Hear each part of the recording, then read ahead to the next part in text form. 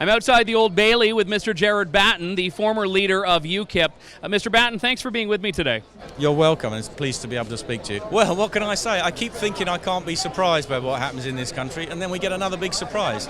I followed this case. I was here at the last hearing in the Old Bailey when Tommy gave a submission to the judge where it was obvious that no offence had been committed. The judge then obviously didn't want to deal with the case because he knew there was no case to answer, so he put it upstairs to the Attorney General, the government's pet lawyer. And several months later we come back on trumped-up charges of contempt of court. And what's he been convicted of today? Essentially, because outside, as the convicts were going back into court, he said to them, "How do you feel about the verdict?" And that is what he's been convicted on. It's unbelievable, but unfortunately not unbelievable. We had a trumped-up charge and we've had a political verdict.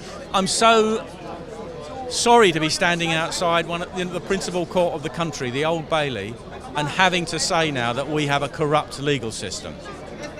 When you were standing before the European elections, you stood up and very defiantly supported Tommy Robinson, even then as the leader of a party, and it takes a level of fearlessness for that, and some would say insanity given the media climate, but in all seriousness on this, where did you get the fortitude to stand up for that, knowing that it would put the media against you, it would put the political elites against you, even more than they were already? Some might say it's stupidity. You know, I have lived a privileged life.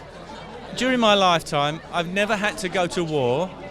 I've earned a good living.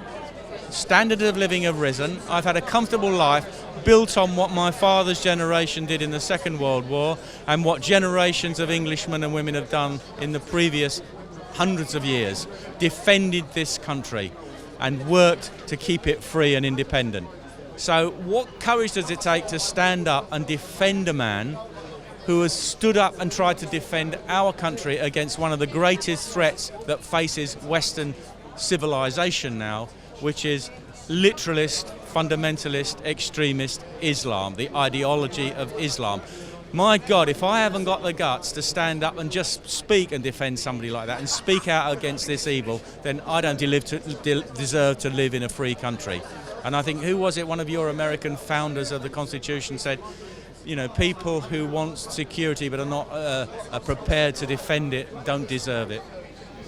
Let's talk then about the forecast of the country here. Do you believe that this will serve to further cement the lack of free speech in the UK, or do you think this could actually have a galvanizing effect, what happened to Tommy, and really start moving the pendulum the other way, perhaps? I think you're Canadian, aren't you? Yes, but it's okay. I know the quote. It's a very good one. Stuck your accent. I'm sorry.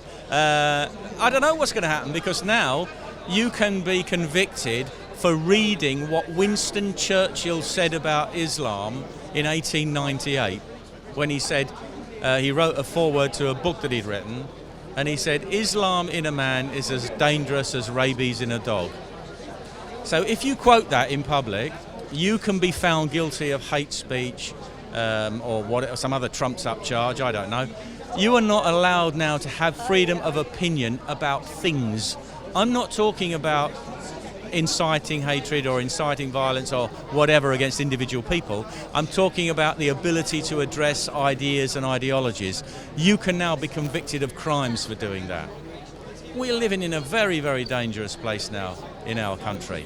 And how do I think this verdict is going to affect free speech? Well, for one thing, all the lying smear merchants of the mainstream media won't now be able to go up to people going into court and saying, "How do you feel about the verdict?"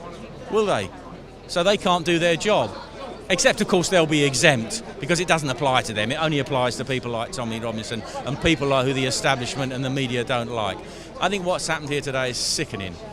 And what the aftermath of this will be sickening, because you'll see the political establishment saying he's a convict, with all the people that support him are thugs, and you will have that message amplified and repeated over and over again by our rotten, lying, smear merchant mainstream media of the BBC and Sky and Channel 4. We are sleepwalking in this country towards a police state, a dictatorship, a gulag of the mind, where you're not allowed to speak your opinions. And that's very dangerous. Thank you for speaking yours.